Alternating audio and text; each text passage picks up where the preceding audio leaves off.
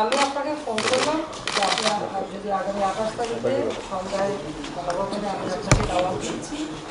আপনি জানেন যে আমি ইতিমধ্যে বিভিন্ন রাজনৈতিক দলের নেতৃবৃন্দের সাথে আলাপ আলোচনা করছি আগামী নির্বাচন সম্পর্কে। আমি আপনাকে দাওয়াত দিচ্ছি আমার গণভবনে আসার জন্য। আপনি কাকে নিয়ে আসবেন? গণভবনে সন্ধ্যা 6:15টার দিকে বিরোধী দলীয় নেত্রী বেগম খালেদা জিয়াকে টেলিফোন করেন প্রধানমন্ত্রী শেখ হাসিনা।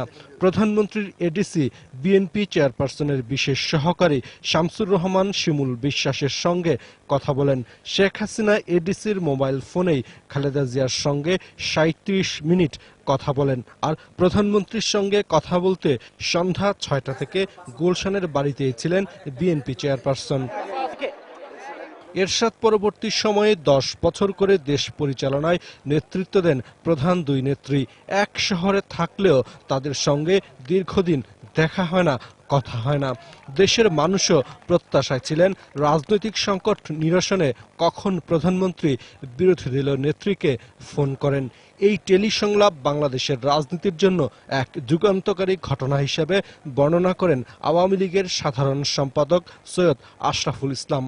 আজকে বাংলাদেশের রাজনীতির ইতিহাসে একটা যুগান্তকারী ঘটনা। বিরোধী দলের নেত্রী সাবেক প্রধানমন্ত্রী বেগম খালেদা জিয়ার সঙ্গে স্ব-উদ্যোগেই মাননীয় প্রধানমন্ত্রী 37 মিনিট কথা বলেছেন। মাননীয় প্রধানমন্ত্রী 28শে অক্টোবর গণভবনে নৈশভোজের আমন্ত্রণ জানিয়েছেন বিরোধী দলের নেত্রী বেগম খালেদা জিয়াকে। যে কোনো বিষয় নিয়ে এই দুই নেত্রীর আলোচনা দুয়ার খোলা হয়েছে।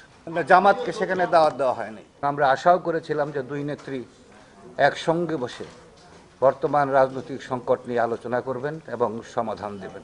বেগম খালেদা জিয়া শুক্রবার এক জনসভায় সরকারকে সংলাপে বসার 2 দিনের আলটিমেটাম দিয়েছিলেন। ওই জনসভা থেকে রোববার সকাল 6টা থেকে 60 ঘন্টার টানা হরতালের ঘোষণা দেন সাবেক প্রধানমন্ত্রী। ওনার দেওয়া আলটিমেটামের আগেই মাননীয় প্রধানমন্ত্রী ওনার সঙ্গে টেলিফোনে কথা বলে তাকে নৈশভোজের আমন্ত্রণ জানিয়েছে এবং আলোচনার আহ্বান জানিয়েছেন। আপনি হরতালটা প্রত্যাহার করেন,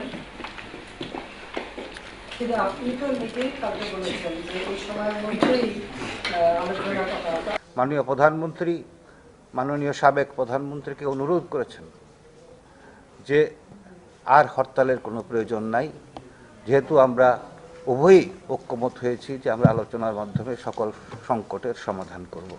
শনিবার দুপুর 1:15 থেকে পৌনে 2টা পর্যন্ত প্রধানমন্ত্রী শেখ হাসিনা ভিআইপিদের জন্য ব্যবহৃত লাল টেলিফোনের মাধ্যমে ফোন করে বিরোধী দলীয় নেত্রী বেগম খালেদা জিয়াকে পাননি। আমি আপনাকে নিজের হাতে রেড টেলিফোনে আপনাকে বারবার ফোন করেছি। অবশ্য বিএনপির পক্ষ থেকে জানানো হয়েছিল খালেদা জিয়ার বাড়ির লাল টেলিফোনটি বিকল হয়ে আছে। ঠিক আছে, আমি আগামীকাল দেখব যে কেন আপনার ফোন এরকম রেড ছিল। দেখতে যে আমি মাসুদুল হক, এটিএন নিউজ, ঢাকা।